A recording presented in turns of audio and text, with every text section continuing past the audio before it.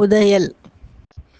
முன்னொரு காலத்தில் மிகவும் ஏழ்மையிலே சிரமப்பட்டு கொண்டு ஒரு குடும்பத்தினர் வசித்து வந்தார்கள். தாய், தந்தை, குழந்தைகள் எல்லோருமே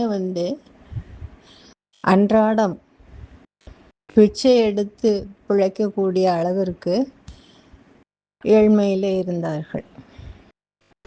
ஒரு பழைய குடிசையிலே தங்கி இருந்தார்கள். பல நேரங்களில் அந்த தந்தைக்கு இப்படி ஒரு வாழ்க்கை வாழ்வதற்கு எல்லோருமே இறந்துபட்டு போகலாமே என்று கூட எண்ணங்கள் மனதில் தோன்றும். ஆனால் எப்படியோ பல நல்ல உள்ளங்கள் உதவுகின்ற காரணத்தால் அவர்கள் அன்றாட தேவைக்கு உணவு சாப்பிடுவதிலிருந்து தங்குமிடம் அவர்களுக்கு என்று இருக்கின்றது. அதனால் எப்படியோ பொழுதை போக்கி கொண்டிருந்தார்கள். அவர்களுக்கு பரம்பரை சொத்தாக மிகப்பெரிய பொக்கிஷம் அந்த ஓட்டை குடிசைக்கு அடியிலே அவர்கள் மண்ணை சிறிது தோண்டி பார்த்தால் கிடைக்கக்கூடிய அளவுக்கு புதைக்கப்பட்டிருந்தது. ஆனால் அவர்களுக்கு அது தெரியவில்லை. எப்பொழுதும் வறுமையிலும் துன்பத்திலும் அன்றாடம் வயிற்று பிழைப்பிற்கே சிரமப்பட்டு கொண்டு இருக்கின்ற நிலையிலேயும் தங்களுடைய வாழ்க்கையை அவலத்தோடு கழித்து கொண்டிருந்தார்கள். நம்முடைய தனி மனித வாழ்க்கை, ஒவ்வொருவருடைய வாழ்க்கையும் இப்படித்தான் இருக்கின்றது. என்னதான் வாழ்க்கை வசதிகள் இருந்தாலும் ஏதோ ஒரு ஏழ்மை நம்மிடத்தில் இருக்கின்றது. நம்மிடத்திலே தான் ஒவ்வொரு ஜீவாத்மாவுக்குள்ளும் பரமாத்மா என்ற பேரின்ப பொருள் நமக்கு இன்பத்தை வாரி வாரி வழங்குவதற்கு தயாராக இருக்கின்றார். ஆனால் நாம் இன்பத்தை தேடி புறத்தே ஓடுகின்றோம். அந்த பொருளில் இருந்து சந்தோஷம் கிடைக்காதா, இந்த பொருளில் இருந்து நிம்மதி கிடைக்காதா, இதை அடைந்து விட்டால் மகிழ்ச்சி அடைய மாட்டோமா என்று ஒவ்வொரு பொருளையும் ஒவ்வொரு கண்ணோட்டத்திலே காண்கின்றோம். அதை பற்றி சொல்லும் பொழுது சுவாமி சிவானந்தர் இந்த ஊர்வக கதையிலே சொல்லுகின்றார்.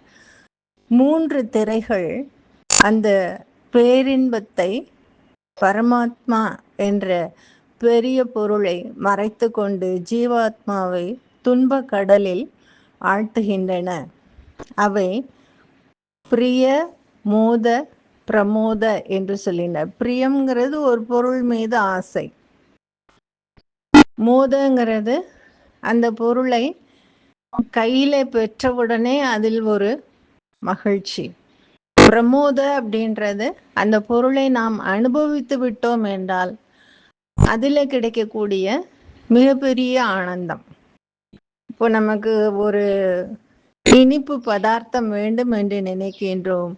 அதை நினைத்தவுடனே மனதிலே அந்த தித்திப்பு சுவை தோன்றுகிறது, அது பிரியம். நாம் நினைத்த அந்த பொருள் யார் மூலமாகவோ அல்லது கடையிலே நாம் சென்று வாங்குவதன் மூலமாகவோ நமக்கு கையில் கிடைத்து விடுகின்றது. அப்போ அந்த பொருளை அடைந்து விட்ட மகிழ்ச்சி மோதம் என்று சொல்லுகின்றார்.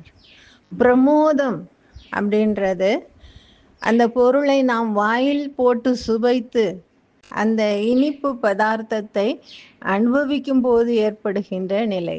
இந்த 3 திரைகளும் மிக கடினமான திரைகளாக பரம்பொருள் என்ற பேரின்பத்தை மறைத்து கொண்டு வெறுமனை தற்காலிகமாக நாவுக்கு சுவை தரக்கூடிய அந்த இன்பம், அந்த இன்பத்தை காட்டி மறைத்து கொண்டிருக்கின்றன.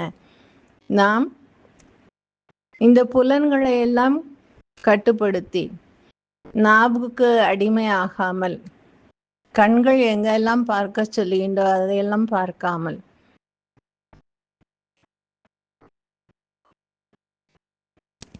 மாணிக்கவாசகர் பாடுவது போல திரு அங்கமாலையிலே தலையே நீ வணங்காய் தலைமாலை தலை கணிந்து என்று ஆரம்பித்து ஒவ்வொரு அங்கங்களும் இறைவனை மட்டுமே நினைக்க வேண்டும். கைகால் கூப்பி தொழுமின் வாய்கால் வாழ்த்தி பாடுங்கள். இப்படி ஒவ்வொரு அங்கமுமே சிவபெருமானின் புகழை பாடினால் அதில் கிடைக்கக்கூடிய இன்பம்தான் நிலைத்த நீடித்த பேரின்பம். அதை விட்டு சில மணி துளிகள் அல்லது சில மணி நேரங்கள் அல்லது சில நாட்கள் இருந்து அழிந்துபட்டு போகக்கூடிய புற இன்பங்களை நாம் தேடி ஓடுவது இந்த குடும்பத்தினர் தாங்கள் அன்றாடம் சாப்பிட்டு படுத்து உறங்கக்கூடிய அந்த குடிசைக்கு கீழேயே புதையல் இருக்கிறது என்பதை அறியாமல் வறுமையிலே வாடிக்கொண்டு இருந்த நிலையை போன்றது ஆகும் என்று சுவாமி சிவானந்தர் குறிப்பிடுகின்றார். அப்படிப்பட்ட நிலையிலே இருந்து ஒரு விழிப்புணர்வு ஏற்பட வேண்டும். அதை இறைவனே எல்லோருக்கும் ஏற்படுத்தி தர வேண்டும் என்று வேண்டி கேட்டுக்கொண்டு இத்துடன் நிறைவு செய்கின்றேன். நன்றி, வணக்கம்.